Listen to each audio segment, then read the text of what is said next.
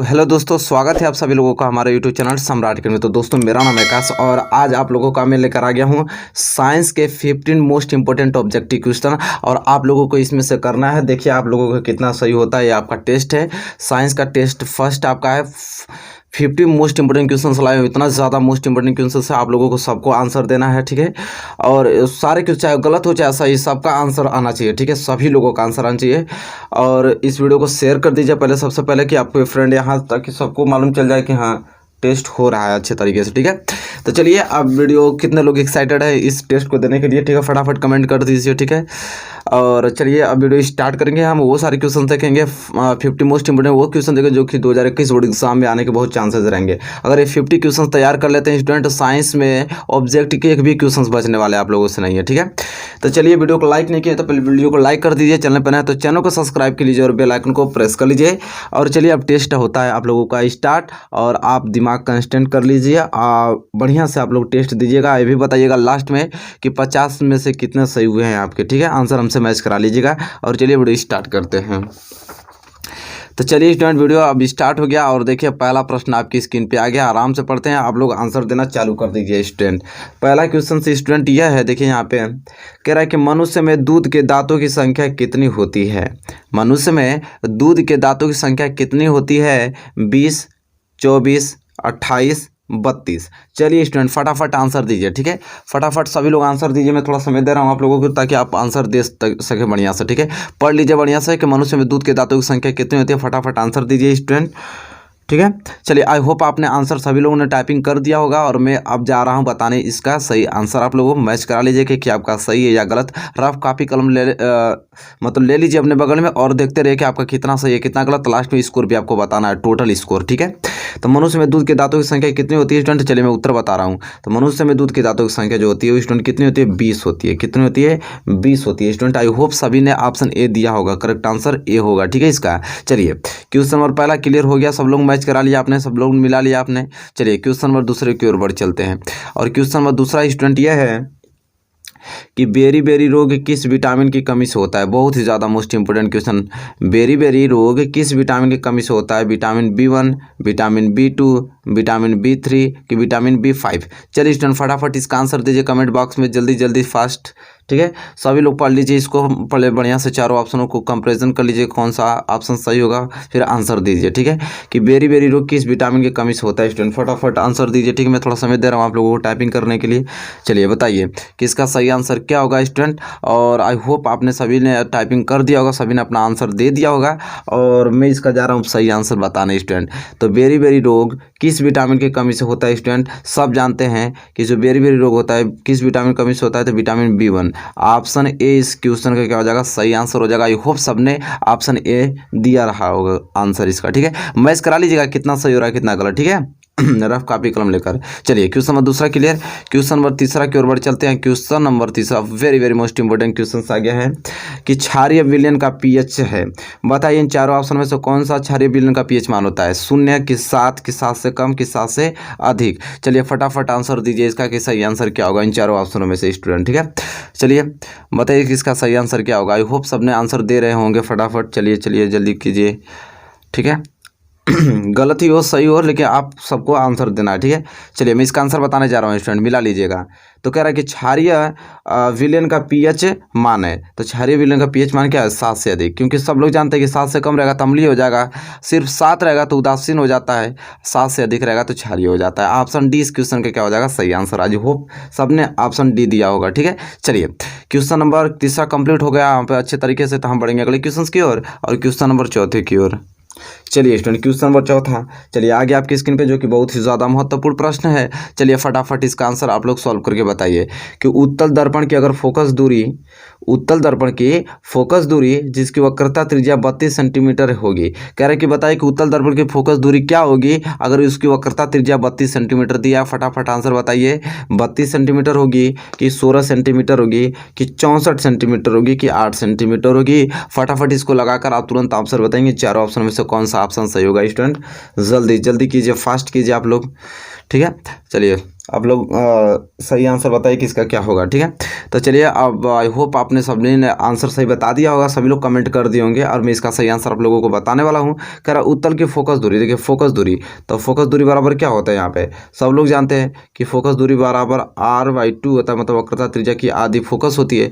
तो यह बराबर पूछा r दिया, वक्रता त्रिज्या कितना 32, तो 32/2 कितना हो जाएगा 16 सेंटीमीटर। और ऑप्शन बी यहाँ पे होता हुआ सही आंसर। आई होप सबने ऑप्शन बी दिया होगा। ठीक है चलिए क्वेश्चन नंबर यहाँ पे दूसरा भी क्लियर होता हुआ अच्छे तरीके से। चलिए क्वेश्चन नंबर दूसरा तब यहाँ पे क्वेश्चन नंबर 4 क्लियर होता हुआ, इसका ऑप्शन बी सही है। चलिए क्वेश्चन नंबर 4 के लिए क्वेश्चन नंबर 5 की ओर बढ़ चलते हैं।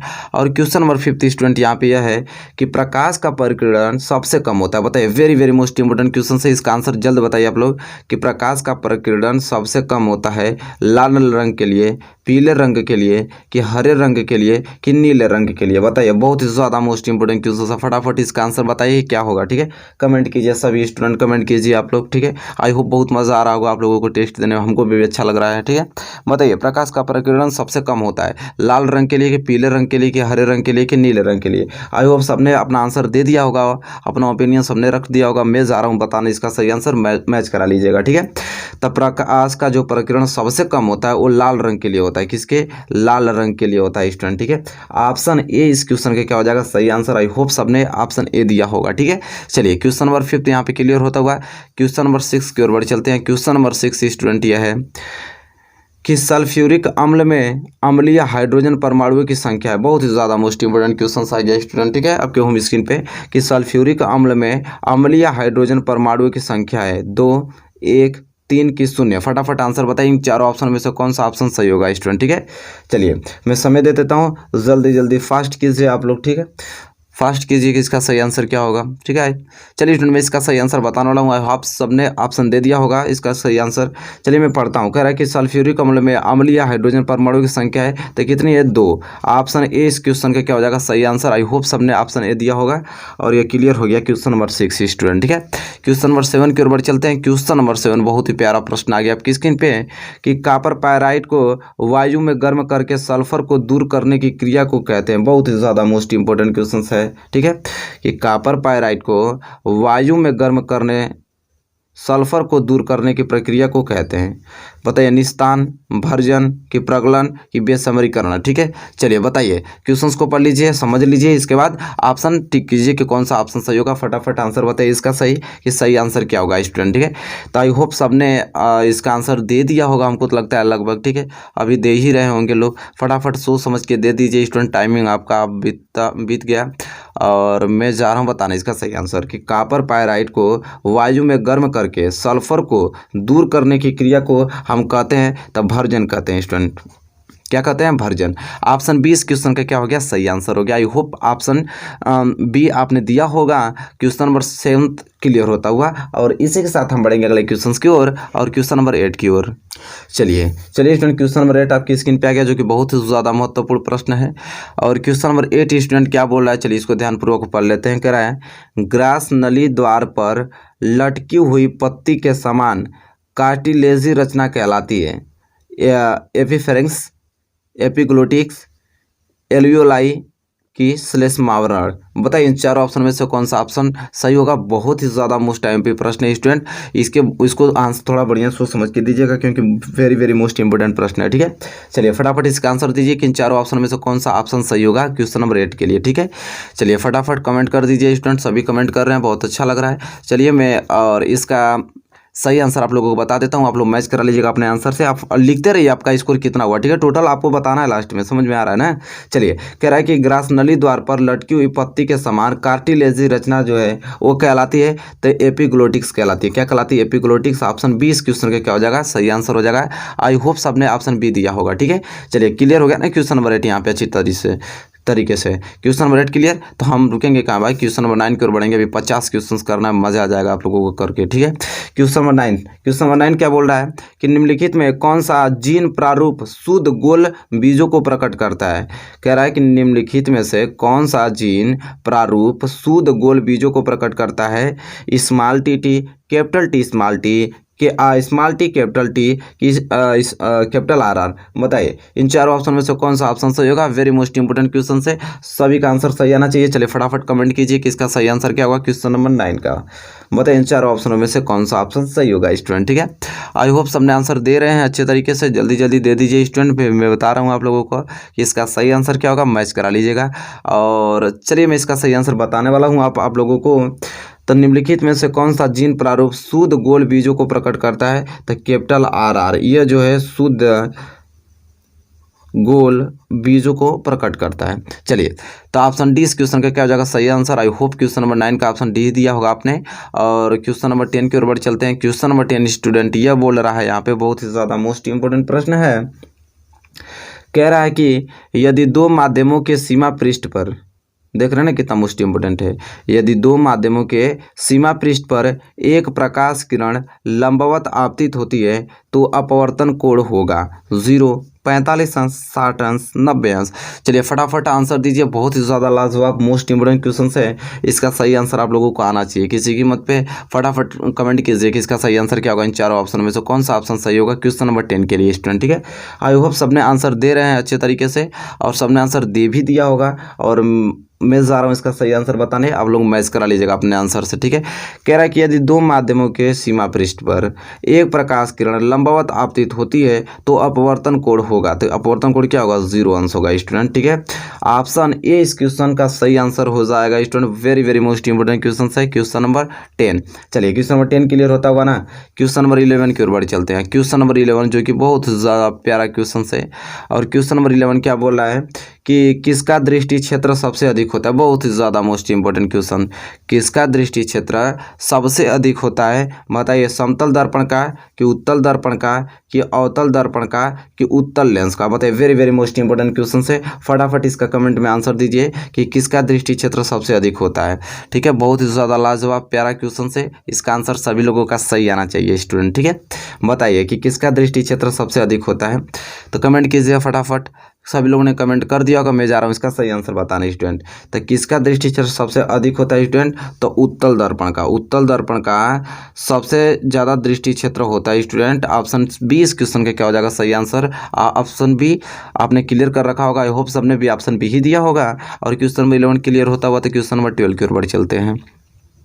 और क्वेश्चन नंबर 12 स्टूडेंट यह है कि स्वस्थ आँख के लिए दूर बिंदु होता है। बहुत ही ज़्यादा मोस्ट इंपोर्टेंट, स्वस्थ आँख के लिए दूर बिंदु होता है 25 सेंटीमीटर पर, 50 सेंटीमीटर पर कि 100 सेंटीमीटर पर क्या अनंत पर। बताइए स्टूडेंट कौन सा ऑप्शन सही होगा इन चारों ऑप्शनों में से। Very very most important question है, सबका सही आंसर आना चाहिए क्वेश्चन नंबर 12 का। ठीक है, चलिए बताइए इसका कमेंट कीजिए फटाफट। आई होप सबने कमेंट कर दिया है और मैं जा रहा हूँ इसका आंसर बताने और अपने आंसर से इसका मैच करा लीजिएगा कि स्वस्थ आँख के लिए दूर बिंदु, देखिए दूर बिंदु की बात किया है, स्वस्थ आँख के लिए दूर बिंदु होता है। तो स्वस्थ आँख के लिए जो दूर बिंदु होता है वो अनंत पर होता है स्टूडेंट। क्या है अनंत पर। ऑप्शन डी इस क्वेश्चन का क्या हो जाएगा सही आंसर हो जाएगा। आई होप सबने ऑप्शन डी ही दिया होगा। क्वेश्चन नंबर 12 यहाँ पे क्लियर होता हुआ तो हम बढ़ेंगे अगले क्वेश्चन की ओर, क्वेश्चन नंबर 13 की ओर। चलिए स्टूडेंट क्वेश्चन नंबर 13 आपकी स्क्रीन पे आ गया जो कि बहुत ही प्यारा क्वेश्चन है। जैसा कि देख पा रहे हैं, कह रहा है कि चंद्रमा से देखने पर आकाश दिखाई देता है। अगर चंद्रमा पर जाकर अगर आकाश को देखेंगे तो आकाश कैसा दिखाई देगा। बताइए बैगनी रंग का दिखाई देगा कि नीला कि काला कि सफ़ेद। बताइए स्टूडेंट बहुत ही ज़्यादा मोस्ट इंपोर्टेंट क्वेश्चन है। इसका सही आंसर आप लोग फटाफट कमेंट में करके बताइए कि कौन सा ऑप्शन सही होगा। ठीक है, क्वेश्चन नंबर 13 के लिए। तो चलिए सभी ने ऑप्शन दे दिया होगा, अपना सही आंसर जो भी आपका रहा होगा दिमाग में आपने दे दिया होगा। मैं इसका सही आंसर बता रहा हूँ, अपने आंसर से मैच करा लीजिए स्टूडेंट। ठीक है, चंद्रमा से देखने पर आकाश दिखाई देता कैसा, तो काला दिखाई देता है स्टूडेंट। कैसे काला दिखाई देता है। ऑप्शन सी इस क्वेश्चन का सही आंसर हो जाएगा। आई होप आपने भी ऑप्शन सी ही दिया होगा। ठीक है, चलिए क्वेश्चन नंबर 13 क्लियर होता हुआ क्वेश्चन नंबर 14 की ओर बढ़ चलते हैं। क्वेश्चन नंबर 14 स्टूडेंट यह है कि ओम के नियम का सूत्र है। बताइए स्टूडेंट कि ओम के नियम का सूत्र है आई बराबर वी इंटू आर कि R equal to V into I कि V equal to I into R कि इनमें से कोई नहीं। बताइए कि ओम के नियम का सूत्र क्या होता है स्टूडेंट। बहुत ही ज़्यादा मोस्ट इंपोर्टेंट प्यारा प्रश्न है, सभी लोगों का आंसर सही आना चाहिए। फटाफट कमेंट करके बताइए कि इसका आंसर क्या होगा। ठीक है, क्वेश्चन नंबर 14 का। तो चलिए सभी लोगों ने आंसर दे दिया इसका, और मैं जा रहा हूँ इसका सही आंसर बताने के लिए स्टूडेंट, और आप लोग मैच करा लीजिए। तो चलिए इसका जो आंसर होगा सही कि ओम के नियम का सूत्र सब लोग जानते हैं कि V बराबर I इंटू आर होता है। ठीक है, ऑप्शन सी इस क्वेश्चन का क्या हो जाएगा, सही आंसर हो जाएगा। आई होप आपने भी ऑप्शन सी ही दिया होगा। और क्वेश्चन नंबर 14 यहाँ पे क्लियर होता हुआ, और इसी के साथ हम बढ़ेंगे अगले क्वेश्चन की ओर। क्वेश्चन नंबर 15 की ओर। क्वेश्चन नंबर 15 पे बहुत ही प्यारा प्रश्न आ गया आपको होम स्क्रीन पे। क्वेश्चन नंबर 15 है कि चुंबकीय क्षेत्र की तीव्रता का मात्रक है। बताइए कि चुंबकीय क्षेत्र की तीव्रता का मात्रक है न्यूटन प्रति एम्पियर मीटर स्क्वायर कि न्यूटन प्रति एम्पियर मीटर टेस्ला में, कि न्यूटन एम्पियर मीटर कि न्यूटन स्क्वायर प्रति एम्पियर मीटर। बताइए, बहुत ही प्यारा प्रश्न है। फटाफट इन चार ऑप्शन में से कौन सा ऑप्शन सही होगा, फटाफट कमेंट कर दीजिए स्टूडेंट। ठीक है, बहुत ही ज़्यादा लाजवाब क्वेश्चन है, मोस्ट इंपोर्टेंट क्वेश्चन है। ठीक है, आपने कमेंट कर दिया होगा स्टूडेंट। मैं इसका सही आंसर आप लोगों को बताने वाला हूँ कि इसका सही आंसर क्या होगा स्टूडेंट, मैच करा लीजिएगा। तो चुंबकीय क्षेत्र की तीव्रता का जो मात्रक है वो होता है न्यूटन प्रति एम्पियर मीटर टेस्ला। ठीक है, टेस्ला में ऑप्शन बी इस क्वेश्चन का क्या हो जाएगा, सही आंसर हो जाएगा। आई होप आपने भी ऑप्शन बी दिया होगा। और इसी के साथ क्वेश्चन नंबर 15 कंप्लीट होता हुआ, और बढ़ेंगे हम अगले क्वेश्चन की ओर, क्वेश्चन नंबर 16 की ओर। और क्वेश्चन नंबर 16 स्टूडेंट यह है कि एक टेस्ला बराबर होता है। बताइए, बहुत ही प्यारा प्रश्न आ गया होम स्क्रीन पे आपके, कि एक टेस्ला बराबर होता है 1 वेबर प्रति मीटर स्क्वायर के, कि एक गॉस के, कि 10⁻⁻4 वेबर प्रति मीटर के, कि 10⁻⁻4 गॉस के। बताइए कि एक टेस्ला कितने के बराबर होता है। बहुत ज़्यादा मोस्ट इंपोर्टेंट प्रश्न है। फटाफट इसका आंसर दीजिए कि इसका सही आंसर क्या होगा स्टूडेंट। और मैं इसका सही आंसर बताने वाला हूं क्योंकि आपने कमेंट कर दिया है अपना जो भी ओपिनियन है, और मैं इसका सही आंसर बता रहा हूं कि एक टेस्ला जो होता है बराबर होता है तो 1 वेबर प्रति मीटर स्क्वायर के बराबर होता है। ऑप्शन ए इस क्वेश्चन का क्या हो जाएगा, सही आंसर हो जाएगा। आई होप आपने भी ऑप्शन ए दिया होगा। इसी के साथ में हमारा क्वेश्चन नंबर 16 कंप्लीट होता हुआ क्वेश्चन नंबर 7 की ओर बढ़ चलते हैं स्टूडेंट। चलिए स्टूडेंट, देखिए क्वेश्चन नंबर 17 आपके होम स्क्रीन पे आ गया, जो कि बहुत ही ज़्यादा मोस्ट इंपोर्टेंट प्रश्न आ गया।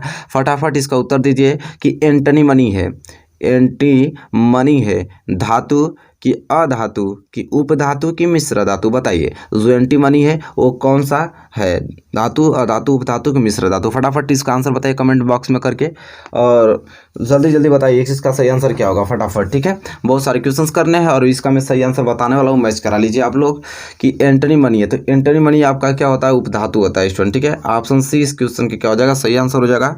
आई होप आपने भी ऑप्शन सी ही दिया होगा। ठीक है, चलिए क्वेश्चन नंबर यहाँ पे 17 क्लियर होता हुआ क्वेश्चन नंबर 18 की ओर बढ़ चलते हैं। और क्वेश्चन नंबर 18 देखिए कितना मोस्ट इंपोर्टेंट क्वेश्चन आ गया है। कह रहा है कि निषेचन के दौरान परागकण से निकलने वाली पराग नलिका सामान्यतः किसके द्वारा बीजांड में प्रवेश करती है। निषेचन के दौरान परागकण से निकलने वाली पराग नलिका सामान्यतः किसके द्वारा बीजांड में प्रवेश करती है। अध्यावरण, बीजांड काव्य कि निभागी कि अंड द्वार। बताइए इन चार ऑप्शन में से कौन सा ऑप्शन सही होगा। बहुत ही ज़्यादा मोस्ट इंपोर्टेंट प्रश्न है। यहाँ पे क्वेश्चन नंबर 18 देख रहे हैं आप लोग। फटाफट इसका सही आंसर बताइए इन चार ऑप्शन में से कौन सा ऑप्शन सही होगा।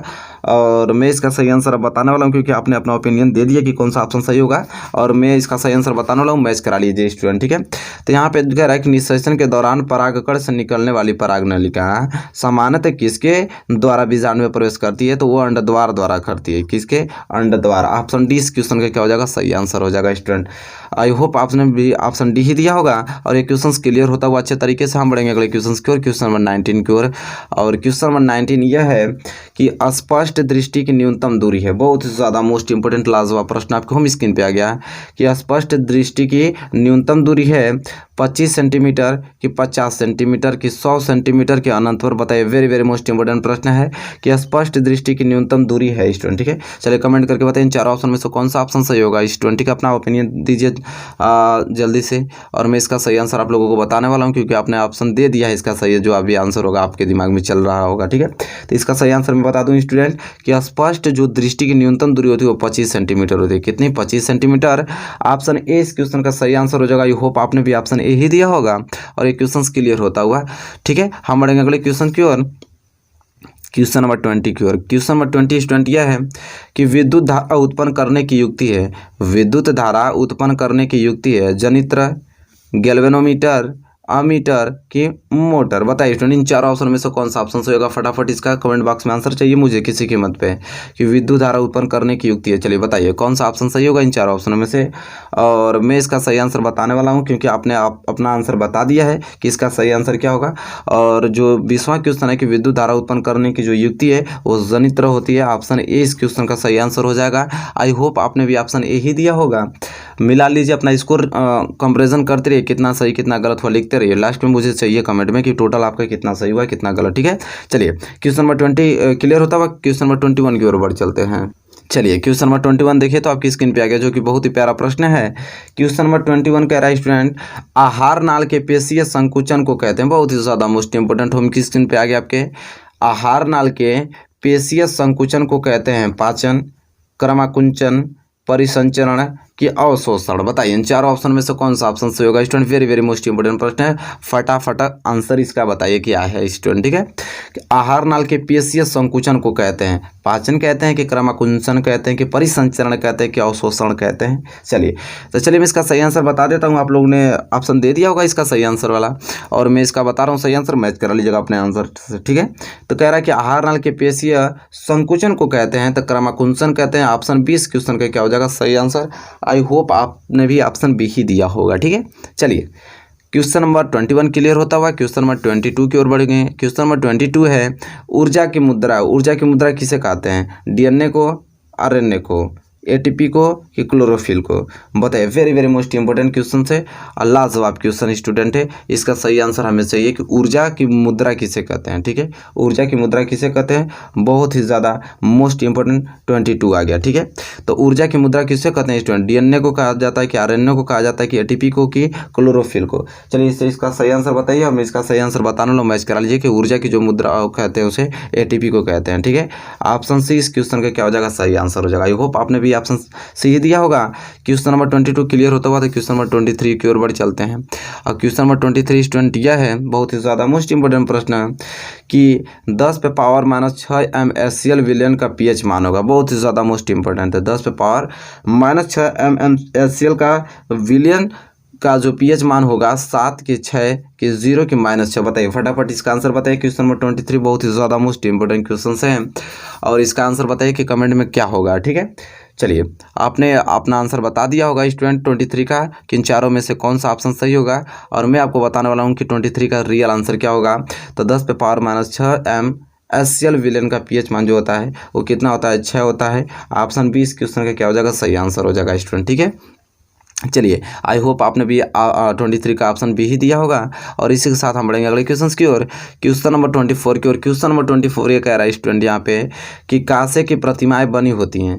कांसे की प्रतिमाएं बनी होती हैं कॉपर जिंक की, कॉपर टिन की कि कॉपर निकल की कि कॉपर आयरन का। बताइए इन चारों ऑप्शनों में से कौन सा ऑप्शन सही होगा। Very very most important question है और इसका बताइए कि चारों ऑप्शन में से कौन सा ऑप्शन सही होगा। ठीक है कि कांसे की प्रतिमाएं बनी होती हैं। तो चलिए मैं इसका सही रियल आंसर जो है बता देता हूँ। करेक्ट आंसर आप अपने आंसर से मैच करा लीजिए और लिखते रहिए कि आपका कितना हुआ सही कितना हुआ गलत। ठीक है तो कांसे की प्रतिमाएं बनी होती है स्टूडेंट किसकी, तो कॉपर टिन की बनी होती हैं। ऑप्शन 20 क्वेश्चन का क्या हो जाएगा सही आंसर हो जाएगा। आई होप आपने भी ऑप्शन बी ही दिया होगा 24 का आंसर। और इसी के साथ हम बढ़ेंगे अगले क्वेश्चन की और क्वेश्चन नंबर 23 की ओर। और क्वेश्चन नंबर 23 स्टूडेंट यह है कि निम्नलिखित में एल्कीन है। बताइए इन चार ऑप्शनों में से बताना है आपको कि एल्कीन है। ठीक है C2H6, C2H4, C2H2 कि C6H6। बताइए बहुत ही ज़्यादा मोस्ट इंपोर्टेंट प्रश्न है। आपको बताना निम्नलिखित में एल्कीन कौन है। ठीक है तो बताइए 25 का आंसर क्या होगा सही आंसर। बहुत ही ज़्यादा मोस्ट इंपोर्टेंट है तो सब लोग जानते हैं, सभी लोगों ने अपना आंसर दे दिया होगा और मैं इसका सही आंसर बताने वाला हूँ। मैच करा लीजिए स्टूडेंट अपने आंसर से कि निम्नलिखित में जो एल्कीन है एल्कीन क्या होता है C2H4। ऑप्शन 20 क्वेश्चन का क्या हो जाएगा करेक्ट आंसर हो जाएगा। ठीक है C2H4। चलिए उम्मीद करता हूँ कि क्वेश्चन नंबर 25 क्लियर हो गया होगा। इसी के साथ हम बढ़ेंगे अगले क्वेश्चन की ओर, क्वेश्चन नंबर 26 की ओर।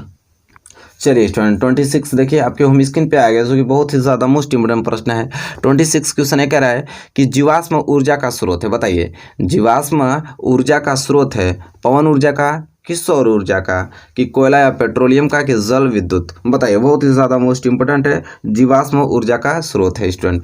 चलिए फटाफट कमेंट कीजिए कि कौन सा ऑप्शन सही होगा। इसके बाद मैं बताता हूँ कि इसका आंसर क्या होगा। चलिए कमेंट कीजिए फास्ट फास्ट रिप्लाई कीजिए, इसका कौन सा ऑप्शन सही होगा।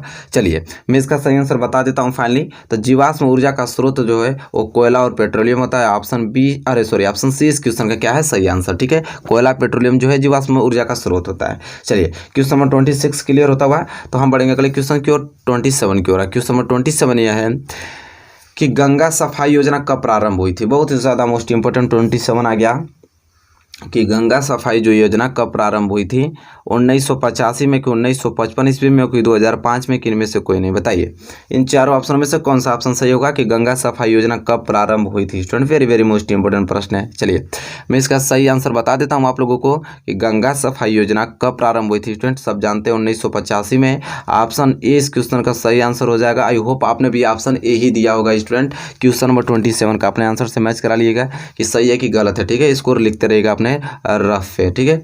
चलिए 27 यहाँ पे क्लियर होता हुआ ना। 28 की ओर बढ़ चलते हैं। 28 स्टूडेंट देखिए बहुत ही ज़्यादा मोस्ट इंपोर्टेंट है कि पराग कणों का पराग कोश से वर्तिकाग्र तथा स्थानांतरण कहलाता है। बहुत ही ज़्यादा मोस्ट इंपोर्टेंट है। पराग कणों का पराग कोश से वर्तिकाग्र तथा स्थानांतरण कहलाता है परागण, अंडोत्सर्ग, निषेचन, किनमें से कोई नहीं। बताइए इन चारों ऑप्शन में से कौन सा ऑप्शन सही होगा। Very very most important question है स्टूडेंट, ठीक है। फटाफट इसका आंसर बताइए कि 28 का आंसर कौन सा होगा इन चारों ऑप्शनों में से, ठीक है। चलिए आई होप आपने भी अपना दे दिया होगा आंसर और मैं जा रहा हूँ इसका सही आंसर बताने और मैच करा लीजिए, ठीक है स्टूडेंट। तो पराग कणों का पराग कोश से वार्तिकाग्र तथा स्थानांतरण कहलाता है। तो क्या कहलाता है, परागण कहलाता है। ऑप्शन ए इस क्वेश्चन का क्या हो जाएगा, सही आंसर हो जाएगा। आई होप आपने भी ऑप्शन ए दिया होगा। इसी के साथ हम बढ़ेंगे अगले क्वेश्चन की ओर। क्वेश्चन नंबर 29 की ओर। क्वेश्चन नंबर 29 बहुत ही प्यारा प्रश्न आपकी स्क्रीन पे आ गया है कि विकास के दृष्टिकोण से मानव से सबसे निकटवर्ती है। विकास के दृष्टिकोण से मानव से सबसे निकटवर्ती है बंदर, चमगादड़, खरगोश की चिंपैंजी। इसका आंसर आना चाहिए सभी लोगों का सही आंसर। फटाफट बताइए कि क्वेश्चन नंबर 29 का कौन सा ऑप्शन सही होगा इन चारों ऑप्शनों में से, ठीक है। चलिए फटाफट आंसर बताइए। तो चलिए मैं इसका सही आंसर बता देता हूँ आप लोगों को कि विकास के दृष्टिकोण से मानव से सबसे निकटवर्ती जो है वो चिंपैंजी है। ऑप्शन डी इस क्वेश्चन का क्या हो जाएगा सही आंसर। आई होप आपने भी ऑप्शन डी ही दिया होगा। ये क्वेश्चन 29 क्लियर होता हुआ है यहाँ पे। और क्वेश्चन नंबर 30 की ओर बढ़ चलते हैं। क्वेश्चन नंबर 30 देखिए कह रहा है कि गुणसूत्र किस पदार्थ के बने होते हैं। Very very most important. चलिए बताइए फटाफट कि गुणसूत्र किस पदार्थ के बने होते हैं। प्रोटीन के बने होते हैं कि आरएनए के, कि डीएनए के, कि डीएनए और प्रोटीन के। बताइए कि इन चारों ऑप्शन में से कौन सा ऑप्शन सही होगा। बहुत ही ज़्यादा महत्वपूर्ण प्रश्न आपकी स्क्रीन पे बता रहा हूँ। चलिए इसका आंसर बताइए कौन सा आंसर सही होगा स्टूडेंट, ठीक है। कि गुणसूत्र किस पदार्थ के बने होते हैं। प्रोटीन, आरएनए, डीएनए, कि डीएनए और प्रोटीन के। तो चलिए मैं इसका सही आंसर बता देता हूँ कि गुणसूत्र किस पदार्थ के बने होते हैं स्टूडेंट। तो सब लोग जानते हैं कि डीएनए और प्रोटीन दोनों के बने होते हैं। और ऑप्शन डी इस क्वेश्चन का क्या हो जाएगा सही आंसर हो जाएगा। आई होप आपने भी ऑप्शन डी ही दिया होगा क्वेश्चन नंबर 30 का। और क्वेश्चन नंबर 30 क्लियर होता हुआ तो क्वेश्चन नंबर 31 की ओर बढ़ चलते हैं। Very very most important question वो है। चलिए स्टूडेंट फटाफट इसका आंसर बताइए कि 31 का आंसर क्या होगा स्टूडेंट, ठीक है। तो 31 का आंसर स्टूडेंट देखिए जैसा कि देख पा रहे हैं कि क्वेश्चंस को पहले पढ़ लेते हैं ध्यानपूर्वक कि किसी दर्पण से आप चाहे कितनी ही दूरी पर खड़े हों आपका प्रतिबिंब सदैव सीधा प्रतीत होता है, संभवतः दर्पण है। बताइए कि आप कहीं भी खड़ा हो रहे हैं, आपका जो प्रतिबिंब सदैव सीधा बन रहा है तो कौन सा दर्पण हो सकता है। केवल समतल, कि केवल अवतल, कि केवल उत्तल, या तो समतल अथवा उत्तल। बताइए इन चारों ऑप्शन में से कौन सा ऑप्शन सही होगा। Very very most important question है 31 स्टूडेंट, ठीक है। फटाफट इसका आंसर दीजिए क्वेश्चन को पढ़कर समझकर कि हाँ क्या हो सकता है इसका सही आंसर, और कमेंट कीजिए कि इसका सही आंसर क्या होगा। और मैं इसका सही आंसर आप लोगों को बताने वाला हूं क्योंकि आपने सही आंसर दे दिया होगा और मैच करा लीजिएगा मेरे आंसर से।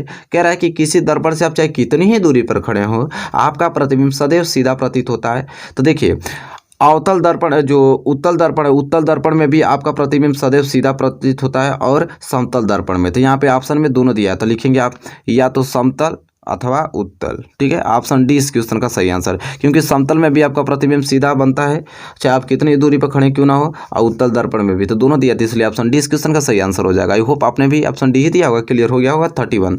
चलिए 32 की ओर बढ़ चलते हैं। 32 स्टूडेंट यह है कि निकट दृष्टि दोष से पीड़ित व्यक्ति का दूर बिंदु स्थित कितना होता है।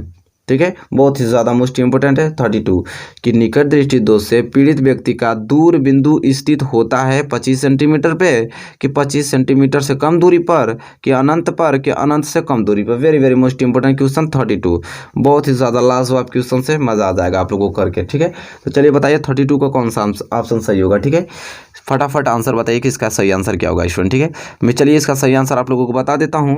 तो निकट दृष्टि दोष से पीड़ित व्यक्ति का दूर बिंदु स्थित जो होता है वो अनंत से कम दूरी पर होता है।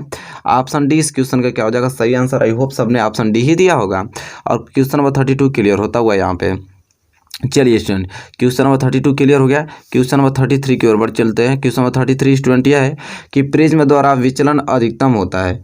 प्रिज्म द्वारा विचलन अधिकतम होता है बैगनी रंग का, कि हरे रंग का, कि पीले रंग का, कि लाल रंग का। बताइए स्टूडेंट कि क्वेश्चन नंबर 33 का कौन सा ऑप्शन सही होगा। फटाफट इसका आंसर बताइए। ठीक है, चलिए कमेंट कीजिए कि इसका सही आंसर क्या होगा स्टूडेंट। जल्दी जल्दी कमेंट कीजिए। आप लोग कमेंट सभी लोग कर लिए होंगे। आई होप इतना समय बहुत है आप लोगों के लिए। और इसी के साथ हम इसका आंसर बताने वाला है आप लोगों को कि प्रिज्म द्वारा विचलन अधिकतम होता है तब बैगनी रंग का। बैगनी रंग का प्रिज्म द्वारा विचलन सबसे अधिकतम होता है, लेकिन लाल रंग का सबसे कम होता है। भी तो हम लोग क्वेश्चन देखे ना। तो क्वेश्चन नंबर 33 यहाँ पे क्लियर होता हुआ। क्वेश्चन नंबर 34 की ओर बढ़ चलते हैं। क्वेश्चन नंबर 34 स्टूडेंट यह है कि प्रकाश का वेग निम्न में से किस माध्यम में सबसे अधिक होता है। प्रकाश का जो वेग निम्न में से बताइए, निम्न में से किस माध्यम में सबसे अधिक होता है। वायु में, कि जल में, कि कांच में, कि निर्वात में। बताइए क्वेश्चन नंबर 34 का आंसर क्या होगा। बहुत ही ज़्यादा मोस्ट इंपोर्टेंट प्रश्न है। तो चलिए मैं इसका सही आंसर आप लोगों को बता देता हूं, क्योंकि आपने ऑप्शन दे दिया होगा अपना सही आंसर, ओपिनियन जो भी आपका रहा होगा आपने दे दिया होगा। मैं इसका सही आंसर बता रहा हूँ स्टूडेंट। तो प्रकाश का वेग निम्न में से किस माध्यम में सबसे अधिक होता है, तो निर्वात में। ऑप्शन डी इस क्वेश्चन का क्या हो जाएगा सही आंसर। आई होप आपने भी ऑप्शन डी ही दिया होगा। और यहाँ पे क्वेश्चन नंबर 34 क्लियर होता हुआ और क्वेश्चन नंबर 35 की ओर बढ़ चलते हैं। चलिए स्टूडेंट, यहाँ पे क्वेश्चन नंबर 35 आ गया और क्वेश्चन नंबर 35 स्टूडेंट यह कह रहा है कि निकट दृष्टि दोष से पीड़ित एक व्यक्ति को यह दोष दूर करने के लिए किस लेंस या दर्पण का उपयोग करना होगा। बताइए उत्तल लेंस का, कि अवतल लेंस का, कि उत्तल दर्पण का, कि अवतल दर्पण का। बताइए very very most important question number 35 इसका आंसर सही से बताइए स्टूडेंट कि क्या होगा। कि अगर निकट दृष्टि दोष किसी व्यक्ति में है तो अगर उस दोष को दूर करने के लिए वो किस लेंस का या दर्पण का प्रयोग कर सकता है। सब लोग जानते हैं इसका सही आंसर क्या होगा। फटाफट इसका सही आंसर बताइए। इसके बाद मैं सही आंसर बताने वाला हूँ कि इसका सही आंसर क्या होगा स्टूडेंट। ठीक है, चलिए मैं इसका सही आंसर फाइनली बता देता हूँ कि अगर किसी मनुष्य के आंख में अगर निकट दृष्टि दोष है तो जाहिर सी बात है उसके दोष को निवारण करने के लिए मुझे अवतल लेंस का प्रयोग करना पड़ेगा। ऑप्शन बी इस क्वेश्चन का क्या हो जाएगा सही आंसर। ठीक है, आपने भी ऑप्शन बी ही दिया होगा। नॉर्मल क्वेश्चन सबने दिया होगा। यहाँ पे 35 नंबर वाला क्वेश्चन क्लियर होता हुआ और इसी के साथ हम बढ़ेंगे अगले क्वेश्चन की ओर, क्वेश्चन नंबर 36 की ओर।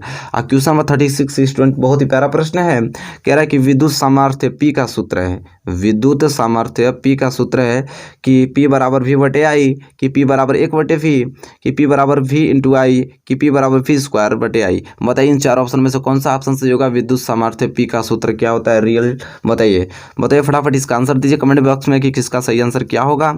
और आई होप आपने ऑप्शन दे दिया होगा कि सही आंसर क्या होगा। इसी के साथ हम बताएंगे किसका सही आंसर क्या होगा क्वेश्चन नंबर 36 का। तो यहाँ पे है कि विद्युत सामर्थ्य P का सूत्र है तो P बराबर VI होता है। ठीक है, ऑप्शन सी इस क्वेश्चन का सही आंसर हो जाएगा। आई होप आपने भी ऑप्शन सी ही दिया होगा। और इसी के साथ एक क्वेश्चन 36 क्लियर होता हुआ क्वेश्चन नंबर 37 की ओर बढ़ चलते हैं। और क्वेश्चन नंबर 37 स्टूडेंट यह है कि वेबर किस राशि का मात्रक है। Very very most important question आ गया कि वेबर किस राशि का मात्रक है। बताइए चुंबकीय क्षेत्र की तीव्रता, कि चुंबकीय फ्लक्स, कि चुंबकीय फ्लक्स घनत्व, कि विद्युत क्षेत्र की तीव्रता। बताइए इन चारों ऑप्शन में से कौन सा ऑप्शन सही होगा कि वेबर किस राशि का मात्रक होता है स्टूडेंट। ठीक है, बहुत ही प्यारा प्रश्न है। इसका आंसर चाहिए मुझे किसी कीमत पे। फटाफट इसका आंसर कमेंट बॉक्स में कीजिए।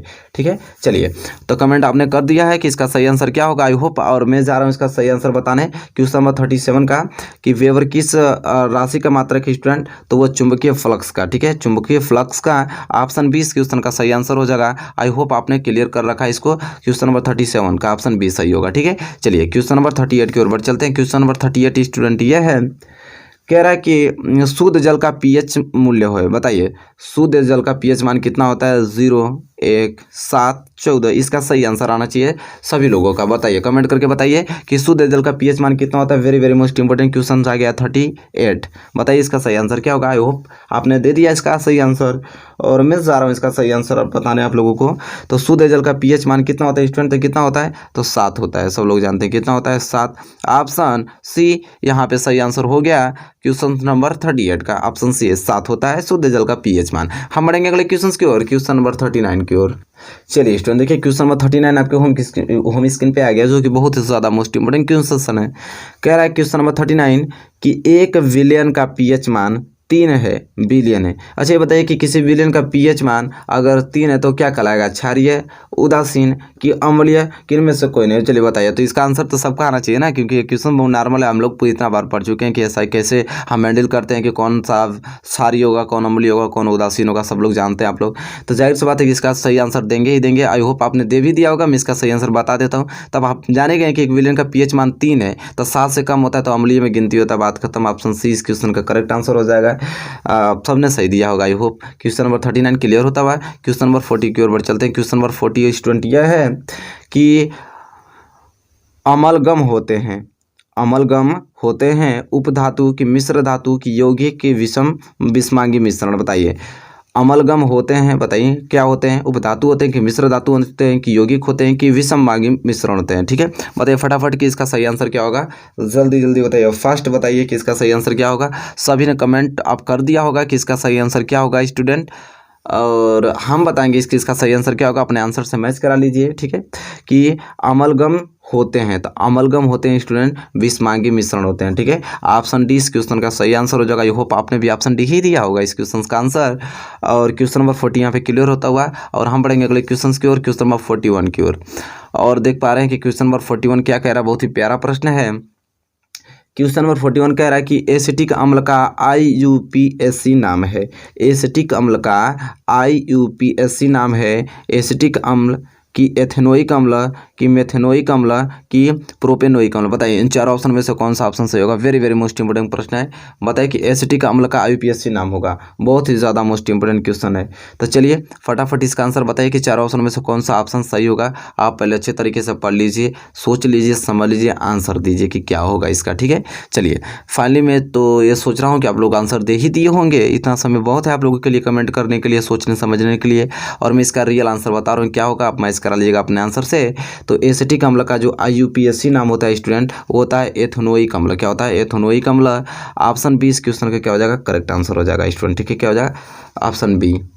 चलिए क्वेश्चन नंबर 42 की ओर बढ़ चलते हैं। क्वेश्चन नंबर 42 स्टूडेंट यह है कि CH3COCH3 का IUPAC नाम है। बहुत ही ज़्यादा मोस्ट इंपॉर्टेंट है। बताइए कि CH3COCH3 का IUPAC नाम है प्रोपेन, ब्यूटेनॉन कि प्रोपेनॉन कि प्रोपेनल। बताइए इन चारों ऑप्शन में से कौन सा ऑप्शन सही होगा। Very very most important question आ गया आपके होम स्क्रीन पे स्टूडेंट। ठीक है, बताइए क्या होगा कि CH3COCH3 का IUPAC नाम होगा स्टूडेंट। ठीक है, तो बताइए इन चारों ऑप्शन में से कौन सा ऑप्शन सही होगा। Very very most important question है, और आई होप आपने सही आंसर दे दिया होगा, और मैं इसका सही आंसर बताने वाला हूँ कि इसका सही आंसर क्या होगा स्टूडेंट।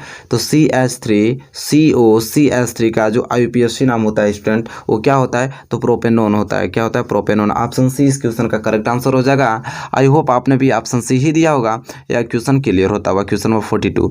क्वेश्चन नंबर 43 की ओर बढ़ चलते हैं। क्वेश्चन नंबर 43 स्टूडेंट यह है कि मनुष्य में लार ग्रंथियां की संख्या होती है। मनुष्य में लार ग्रंथियों की संख्या होती है 2 जोड़ी कि 3 जोड़ी कि 4 जोड़ी कि 5 जोड़ी। इसका आंसर तो सही आना चाहिए सभी लोगों का, क्योंकि ये आपने क्वेश्चन बहुत बार पढ़ा हुआ है कि मनुष्य में लार ग्रंथियों की संख्या होती है स्टूडेंट। ठीक है, फटाफट इसका आंसर कीजिए कमेंट बॉक्स में कि 43 का रियल आंसर क्या होगा इन चारों ऑप्शनों में से। ठीक है, चलिए तो मैं इसका रियल आंसर आप लोगों को बता देता हूँ कि सही आंसर इसका क्या होगा, और आप पहले कमेंट कर लीजिए अच्छे तरीके से, सभी स्टूडेंट कर लीजिए। ठीक है, चलिए मैं बताता हूँ इसका सही आंसर क्या होगा।